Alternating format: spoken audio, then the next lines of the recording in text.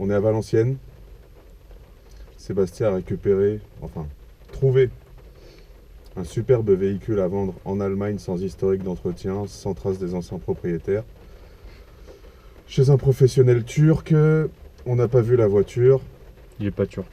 Ah, il est pas turc. Ah oui, c'est vrai, il s'appelle... Sébastien Dur. Il s'appelle Dur, ouais. Et donc on va en Allemagne le chercher.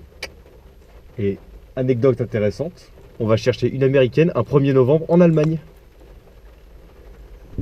Allez, salut.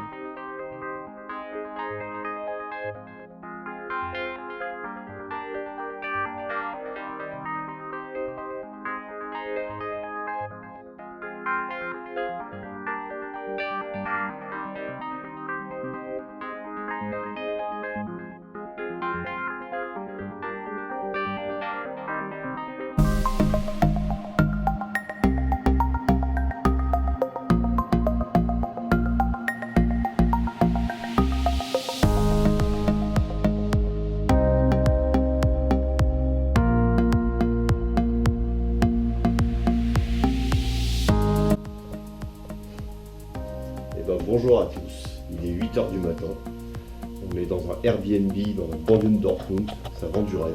Et ce matin je récupère ma Cadillac. On va vous filmer tout à l'heure, vous allez avoir un bijou. Allez, à tout à l'heure.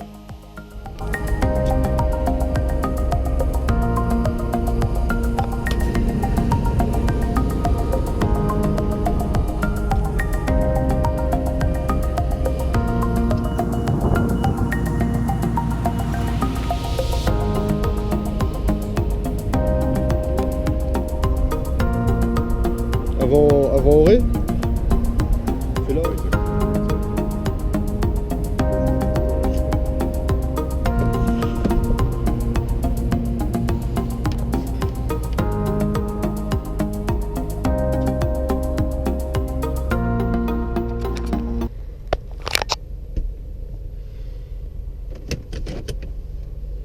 Mes chers petits observateurs, non je déconne. Rebonjour, enfin plutôt bonsoir. Là vous voyez je vous parle, il est quelque chose, il est il est 21h10. On est revenu de Dortmund donc avec la Cadillac, je vous ai filmé tout à l'heure en Belgique et là on vient d'arriver en France. On est à Valenciennes. Je me suis arrêté pour remettre le plein de 85 à Hygro et moi recharger la bestiole. Et là du coup on est en direction de la maison. Alors je vais pouvoir vous parler parce que j'ai fait 420 km avec la voiture. Donc bon, je vais pas. Le jugement est un peu entaché du fait que la voiture a quelques soucis, comme je vous disais, elle vibre, machin. Donc du coup, c'est pas tout à fait véridique en soi, mais c'est quand même un bon indicateur. C'est une voiture qui est extraordinaire. Voilà, il n'y a pas d'autre mot. Je suis pas déçu, au contraire. C'est vraiment ce que je voulais, c'est vraiment ce que j'attendais, et la voiture est plus que conforme à mes attentes. Voilà. C'est confortable. Là vous voyez on est parti, on a fait 400 bornes, ça fait 6 heures qu'on est en voiture, j'ai pas encore touché au siège ni rien. J'ai fait mes réglages et je suis installé dans mon gros fauteuil de gros lard, étudié pour le gros Dwight. C'est juste top. Le niveau de silence dans la voiture est bluffant pour une voiture de 2003. Le V8 ne se fait pas entendre. J'ai fait des pointes sur l'autobahn, j'ai pris un fond de troisième parce que oui c'est une boîte 4. Donc du coup, première j'ai pas encore fait. Fond de seconde 140 et fond de troisième 225 à la louche sur l'autobahn. Donc autant vous dire que bon déjà ça marche bien, mais la voiture elle a la santé, elle a ses chevaux. Et puis bon voilà, le V8 est top quoi. Là quand on est comme ça il est silencieux, il fait pas un bruit. Quand on accélère c'est pas super bruyant non plus, on entend juste ce qu'il faut. On sait qu'il y a 8 cylindres, on sait qu'ils sont là et qu'ils sont en train de causer. Mais il n'y a rien d'extravagant, il n'y a rien de fou. C'est vraiment un standing luxe qu'on attend de cette voiture. C'est pas premium, mais véritablement luxe.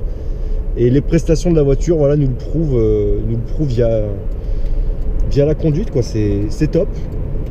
C'est top, enfin c'est top. Tout le monde trouvera quelque chose forcément à redire là-dessus. La voiture est pas dénuée de défauts, au contraire. Mais moi, ça me convient. Elle a cet ensemble de petits plus qui me plaisent et voilà, je suis super content de mon achat. Voilà. Donc je vais vous laisser profiter un peu entre guillemets de la vue, même si là je me traîne légèrement à cause de cette Fiat Punto. Hop, vous voyez, on est en 4 là, sur le convertisseur de couple, on appuie juste un peu et c'est parti, vous voyez, je suis à 110. On n'a pas besoin de la faire gueuler ni rien, elle y va d'elle-même, c'est...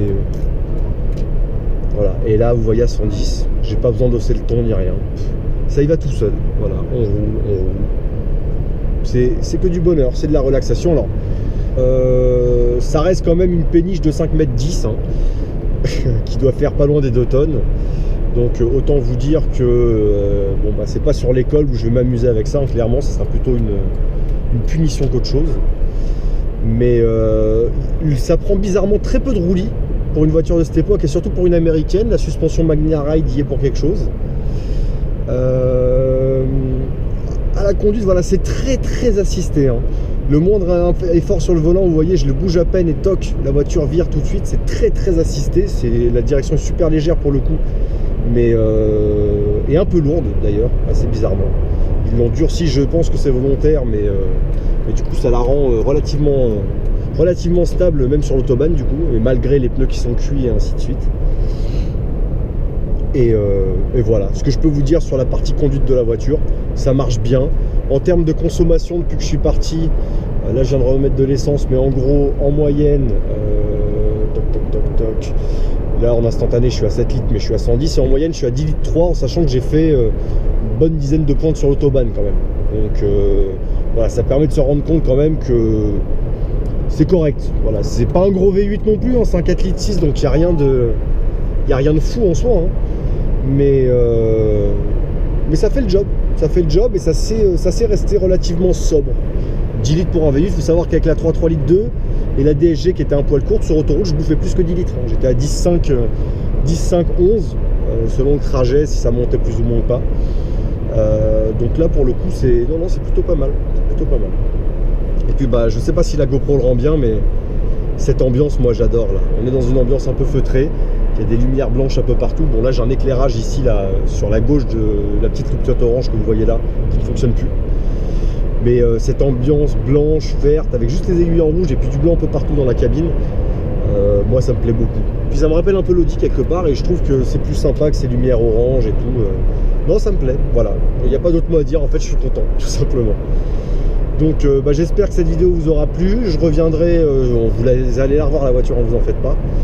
Mais la prochaine étape pour elle va passer, donc elle va avoir ses plaques. Je vais faire la carte grise dans les temps cette fois-ci, ce qui ne m'arrive pas souvent, mais là ça sera le cas. Hop, juste une petite accélération, petit kickdown. Ah non, on ne pourra pas. Vous voyez, on est déjà à 130. La prochaine étape pour elle, donc je disais, c'est ses plaques. Et une fois qu'elle sera immatriculée, elle va passer chez un spécialiste General Motors qui est dans le 95. Où ils vont lui faire un gros check-up avec une belle petite révision, histoire de la remettre d'aplomb, des pneus. Et puis voilà, il n'y aura plus qu'à. Sur ce, messieurs, mesdames, je sais qu'il y en a quelques-unes, bonne soirée. Et puis bah à très bientôt. Allez.